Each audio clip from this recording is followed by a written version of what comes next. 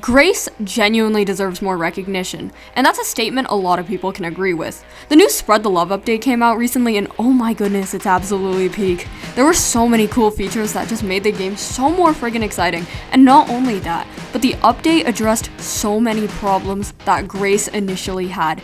But before I get on to talking about these said problems, I'm going to address Grace's circumstances first as a game, to give the game a little bit of grace.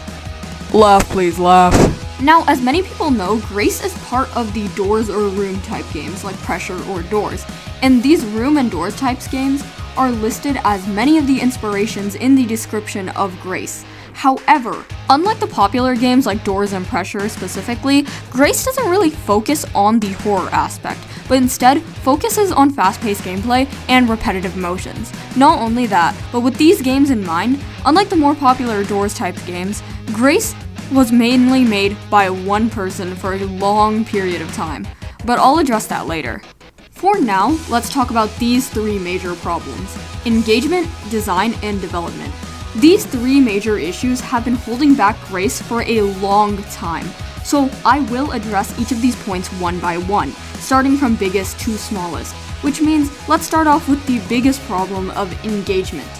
Grace, just in its material, is a very replayable game, and a game that requires focus. Despite this though, Grace hadn't built up that much engagement at all.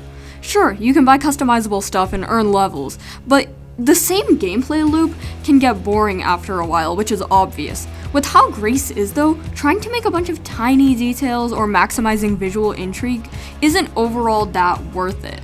And with how Grace does in design, it's not really the best way to address the issue Grace has with a lack of investment for people to return to the game. So with this in mind, how did the recent update fix this? Well, unlike other games in the rooms and doors type category such as Doors, which simply just put modifiers that extend to already made mechanics in the game, Grace does it entirely differently. Yes, Grace does have modifiers. However, Grace's modifiers are on a much more extreme level than Doors, quite literally adding whole new mechanics into the run, rather than extending off of already made mechanics. But that's not the part I'd like to focus on. In the Spread the Love update, Grace does something different by adding in whole new game modes. One being a very different from the game entirely one, and the other one just being a chill version of the main game.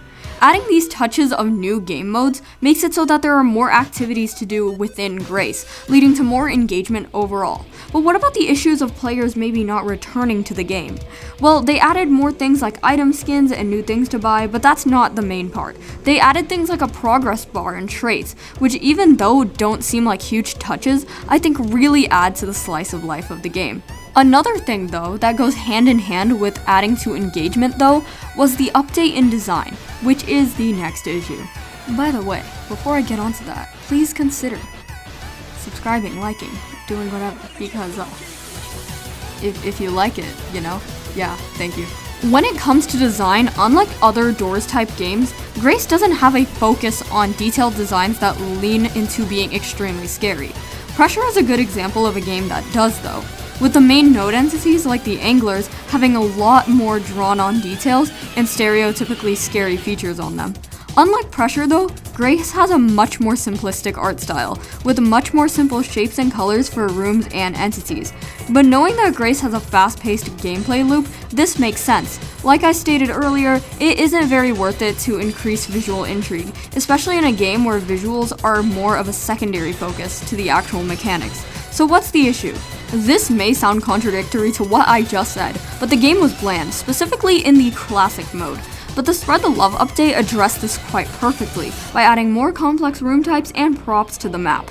Sure, this is a very simple update when said, but it's a detail that added a lot to fixing what the initial, much more bland design of the game had. Yes, the rooms still have the same color palettes, textures, and no, the rooms aren't so drastically different, but the addition of having differently shaped rooms with ramps and other type of shapes be much more common adds so much more charm and fixes the design problem that helps fix a boring gameplay loop, which also helps tie in with engagement. Overall, these factors just improve the design of Grace. Now, this last problem might sound really weird, but development. What do I mean by development? I mean developing the game itself. Many people are aware, but I'd again like to preface that Grace is mainly made by one person, and the dev team they do have is very, very small. Grace is a passion project, and the people who work on it do it with the love for the game, and because of this, getting out updates is much harder. Unlike Pressure, which started pumping out updates after its initial popularity to maintain an audience, such as Friendly Fire and 4.5 updates, Grace genuinely didn't have the same circumstances to do this.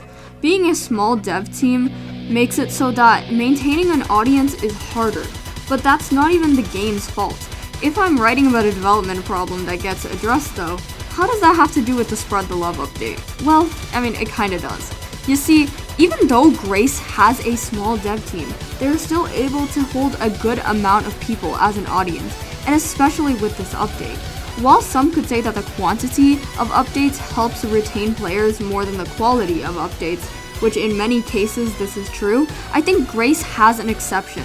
First off, for being a small dev team, it's generally better for them to make bigger quality updates less frequently than to do the opposite, mainly because polishing small aspects might take too long. Not only that, but it also makes sense with how Grace is as a passion project. So with all these three major issues addressed, what really is there to say? Are the problems with Grace addressed? I'd easily say yes. Of course they are not addressed perfectly, but this update did an absolutely amazing job at addressing everything. And I hope Grace does gain more recognition for its work. Grace is genuinely one of my favorite games of all time, so I had to avoid bias when making this, but I do think that Grace is heading in the right direction on an objective level. That's all I got to say though.